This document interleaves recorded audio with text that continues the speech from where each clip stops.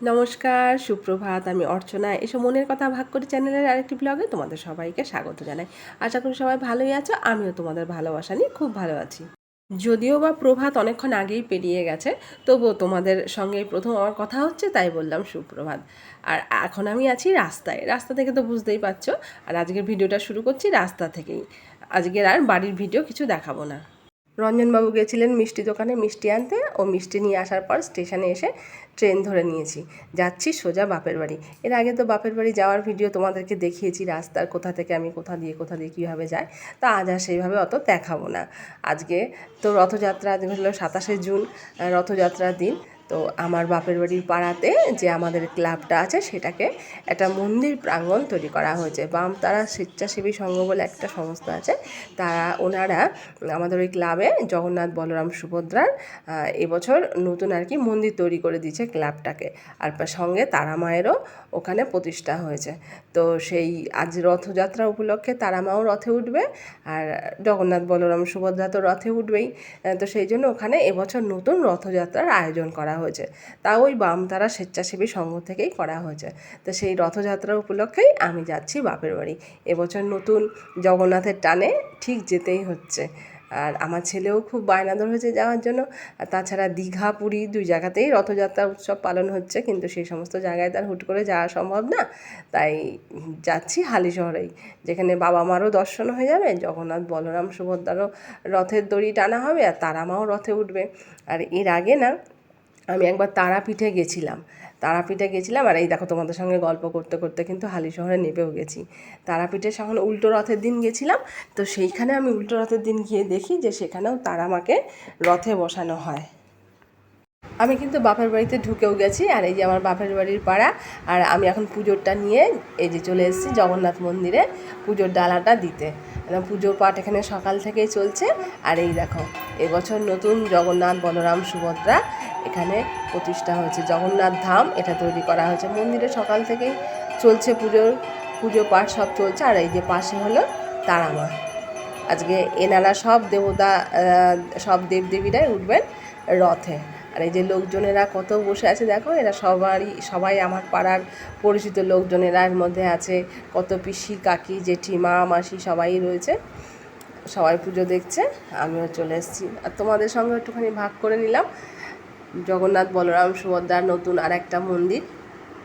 আর সঙ্গে রয়েছে তারা মা। আমি পুজোটা দিয়ে আবার বাড়িতে যাব তাড়াতাড়ি করে।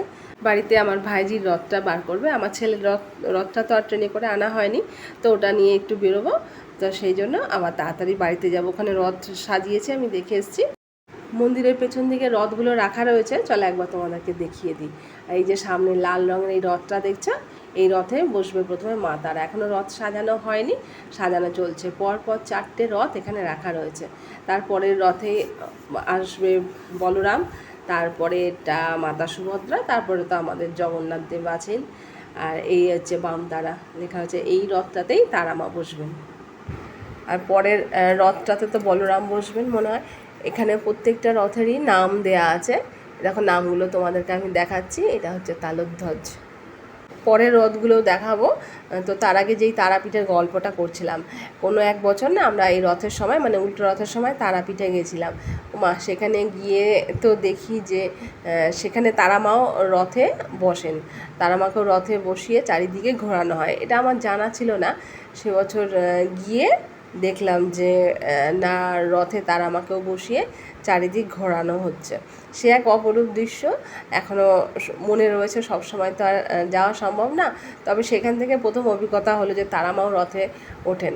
আর এইবারে দেখো রথে ঠাকুর তোলার আগে ঠাকুরমশাই চলে এসেছেন, প্রত্যেকটা রথে আগে পুজো করবেন। ওইদিকে রথটুকুতে পুজো করা হয়ে গেছে, এবার এই রথটাতে পুজো করতে এসেছিলেন। একটা একটা করে সব রথেরই পুজো মোটামুটি সারা হয়ে গেছে। আর এই যে দর্পদলন, এটাতে বসবেন মাতা সুভদ্রা, আর এটাতে তো মা তারা বসবেন। এখানে মা তারার রথটাতে পুজো করা হয়ে গেছে। এবার একদম লাস্ট চলছে জগন্নাথের রথের পুজো। তারপরে এক এক করে ঠাকুর সব তোলা হবে রথে। তারপরে সেই আসবে শুভক্ষণ, যখন রথের দড়িতে টান পড়বে। আজকে অনেক দিন পর এই বাপের বাড়ির পাড়ায় কোনো পুজোতে অংশগ্রহণ করতে পেরে মনটার মধ্যে এত আনন্দ লাগছে কি বলবো। একটা সময় তো এইখানেই থেকেছি, এখানেই বড় হয়েছি।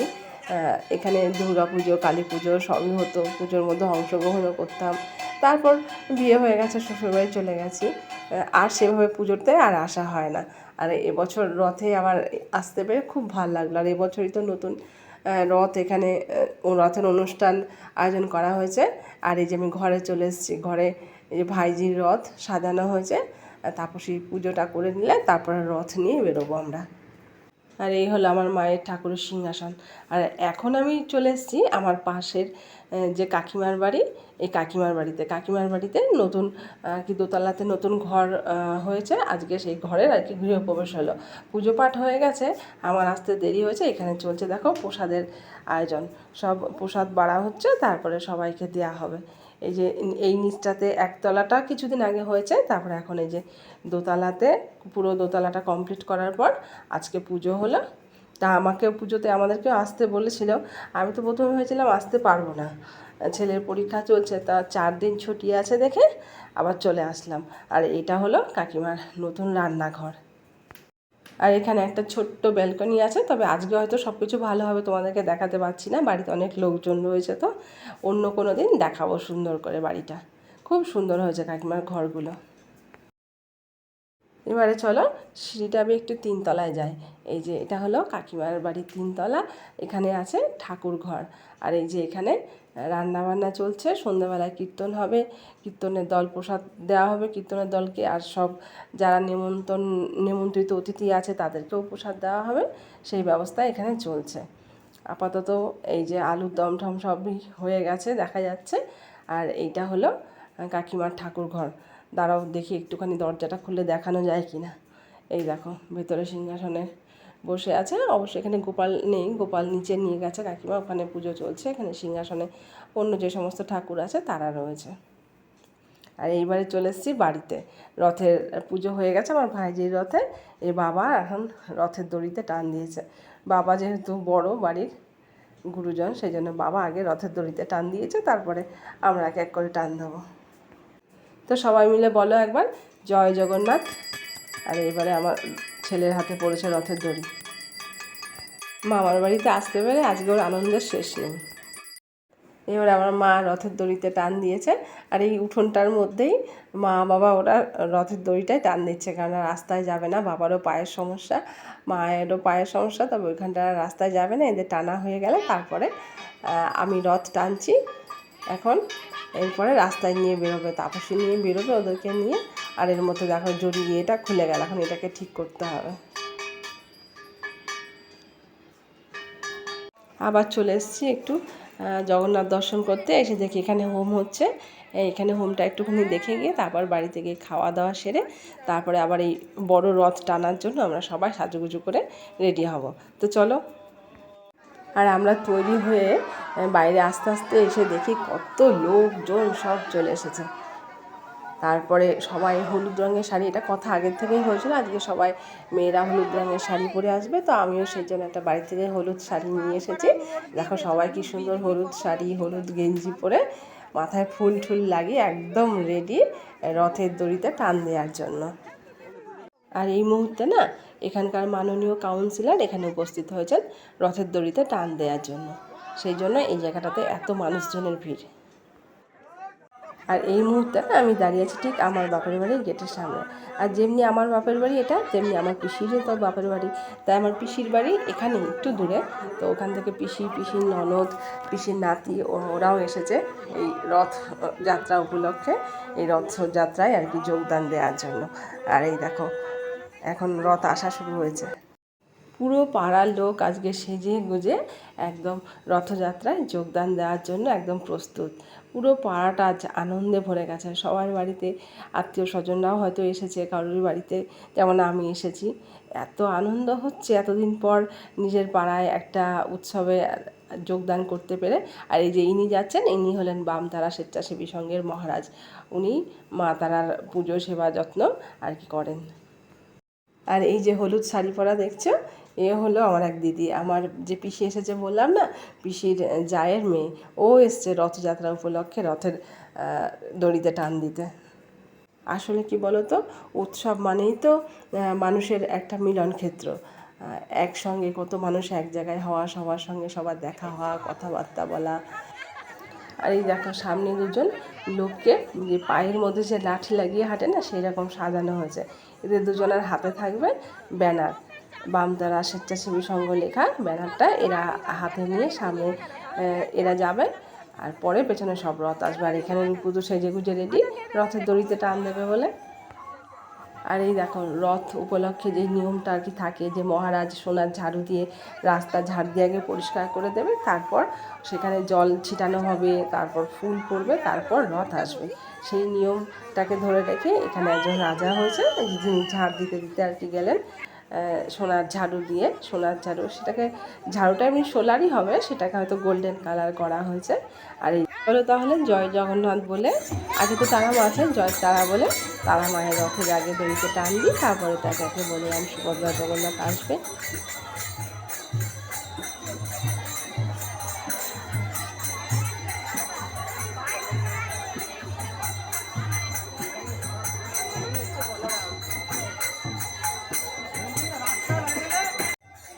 এবারে আসছে সুভদ্রার রথ, সবাই মিলে কত আনন্দ হচ্ছে। সবাই মিলে চলো জগন্নাথের মাসির বাড়ি যাই। জগন্নাথ ওনাদেরকে নিয়ে যাচ্ছেন, আমাদেরকেও নিয়ে যাবেন। এবারে আসছে জগন্নাথের রথ। আর এইবারে জয় জগন্নাথ বলে আমিও রথের দড়িতে হাত দিয়ে দিয়েছি। আগে রথের দড়িগুলোতেও হাত দিয়ে টেনেছি, এবার জগন্নাথের দড়িতে হাত দিলাম। সত্যি কথা, আজকে নিজেকে পুরো একদম পূর্ণবান মনে হচ্ছে। বহু জন্মের পুণ্যফল না থাকলে এইভাবে রথযাত্রা অনুষ্ঠানে মনে হয় যোগদান করা যায় না। আজ এখানে প্রচুর লোকজনের সমাগম, পুরো পাড়ার লোক জেগে উঠেছে। শুধু আমাদের পাড়া নয়, অন্য পাড়া থেকেও লোকজনেরা এসেছেন। তারপর তারা স্বেচ্ছাসেবী সংঘের লোকজনেরা তো আছেন। ভ্যানে করে জগন্নাথের প্রসাদ নিয়ে নেওয়া হয়েছে। গামলা ভর্তি করে বাতাসা, গামলা ভর্তি করে কাঁঠাল। জগন্নাথের তো কাঁঠাল ভোগের একটা নিয়ম আছেই, জগন্নাথদেব কাঁঠাল খেতেও ভালোবাসেন। তবে জগন্নাথকে পুজো দেওয়ার পর এই সমস্ত কিছু জিনিস ভ্যানে করে নিয়ে যাওয়া হচ্ছে। রাস্তায় যেতে যেতে সমস্ত লোকজনদেরকে হাতে প্রসাদ দেওয়া হবে। এবারে আমাদের পাড়ার গলিটা থেকে বার হয়ে আমরা বড় রাস্তায় চলে এসেছি রথ নিয়ে। আর প্রত্যেকটা রথের সামনে কিন্তু বড় বড় পাখা রাখা হয়েছে। পাখাটা হাতে নিয়ে কেউ কেউ হাওয়া করছেন জগন্নাথ দেবকে, বলরামকে, মা তারাকে, সুভদ্রাকে। আর এই দেখো আমরা সবাই, ওইটা হলো সাদা জামা পরা, হলুদ শাড়ি সাদা ব্লাউজ, হল আমার কাকার ছোটো মেয়ে। আর রূপুকে তো তোমরা চেনে। আর আমি সবাই মিলে সব হলুদ শাড়ি পরে সেজে গুজে একদম রেডি, সবাই এক রকমের শাড়ি পরা, দেখতেও বেশ ভালো লাগছে। তো চলো সবাই মিলে যাই জগন্নাথের মাসির বাড়ি। আর এই যে সুভদ্রার রথের সামনে যে হলুদ গেঞ্জি পরা, সাদা ধুতি পরা দেখছো ছেলেটাকে, এই কিন্তু আমার ভাই। সামনে কিন্তু বাজনাও করা হয়েছে। বাজনাটা আমাদের গলির ভেতরে ঢোকেনি, ওনারা আসতে দেরি করেছে, তাই মোড়ের মাথা থেকেই বাজনাটা বাজিয়ে রথ নিয়ে যাওয়া হচ্ছে। সেটা তোমাদেরকে দেখাবো। চলো আস্তে আস্তে একদম রথের সামনের দিকে যাচ্ছি। চলো সামনের দিকে কী ব্যবস্থা হচ্ছে তোমাদেরকে দেখায়। এত লোক এসেছে দেখো। এই দেখো সামনের দিকে কিন্তু মা তারার চরণটাকে মাথায় নিয়ে যাওয়া হচ্ছে। আর এই যেখানে রাজা হাতে ঝাড়ু নিয়ে দাঁড়িয়ে আছেন, সোনার ঝাড়ু, এই সোনার ঝাড়ু দিয়ে রাস্তা ঝাড় দিতে দিতে উনি আসছেন। আর পেছনে আসছে রথ। এই যে ব্যানার হাত সামনে নিয়ে, এই যে পায়ে যে লাঠি লাগিয়ে লম্বা লোকগুলো যে সাজে, থেকে কী বলে আমি জানি না, ওনারা দুইজন দুদিকে ব্যানারটাকে টানিয়ে হাতে ধরে নিয়ে আসছে। আর আমার ছেলেকে দেখো লাল পাঞ্জাবি পরে সেজে গুজে রেডি রথযাত্রা উৎসবে যোগদান করার জন্য। আর রাস্তার দুই ধার দিয়ে দেখেছো কত লোক এসে জড়ো হয়েছে জগন্নাথের রথযাত্রা দর্শন করবেন বলে। চলো তোমাদেরকে নিয়ে যাই বাজনার কাছে। অবশেষে বাজনার কাছে এসে পৌঁছতে পেরেছি। অনেকটা পেছনে ছিলাম, প্রচুর লম্বা মিছিল বেরিয়েছে।